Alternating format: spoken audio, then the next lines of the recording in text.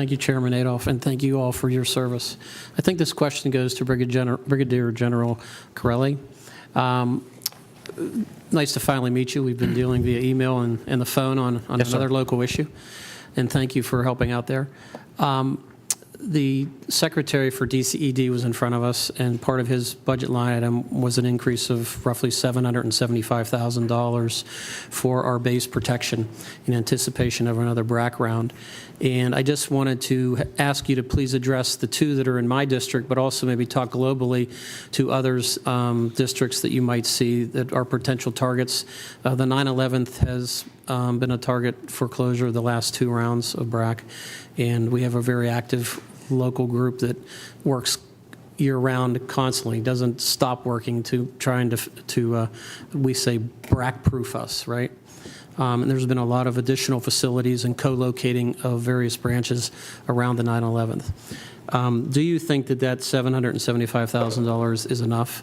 Do you have regular conversations with DCED? And how do you see this next round playing out?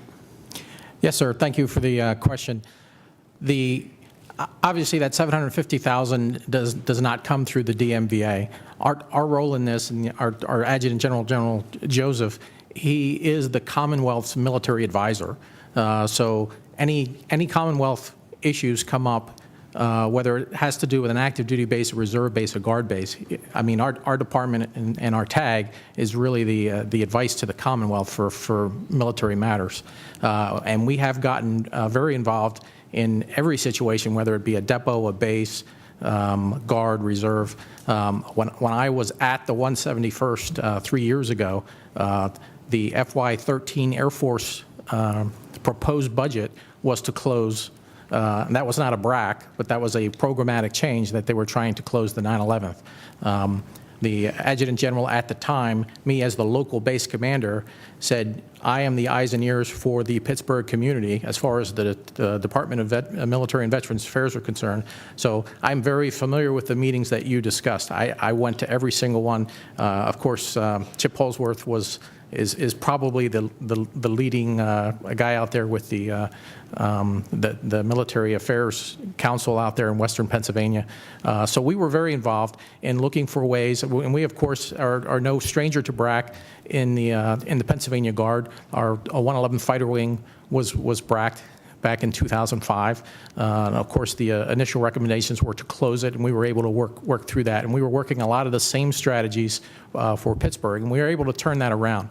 And the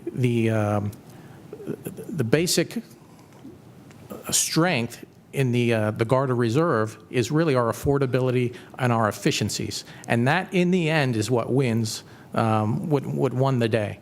I would say 2 years ago, in the Air Force, we were looking at a completely different environment than we are now. The Guard and Reserve were very much under fire. When you look at most of the recommendations that were coming out of the Department of the Air Force, they were targeting the Guard and Reserve. We had a very poor relationship with the then Chief of Staff of the Air Force, and the 2013 budget initiatives were very contentious. That has completely changed now. The new Chief of Staff, General Welsh, the new Air Force Secretary, Secretary James, very supportive of the Guard and Reserve. We had a study done, a commission on the structure of the Air Force, which actually supported putting more force structure and more missions in the Guard and Reserve. And I think that's where you see the change now, is the Air Force is really off the, in my opinion, they're off the close the 9/11th idea. They actually had to take some C-130 cuts in the reserves, and they went elsewhere and took other cuts. And then, as recently as just a couple months ago, the 9/11th was named the most efficient base in the Air Force Reserves completely. So I think that has turned around. Our challenges remain that they have H-model C-130s, and that is a legacy model C-130.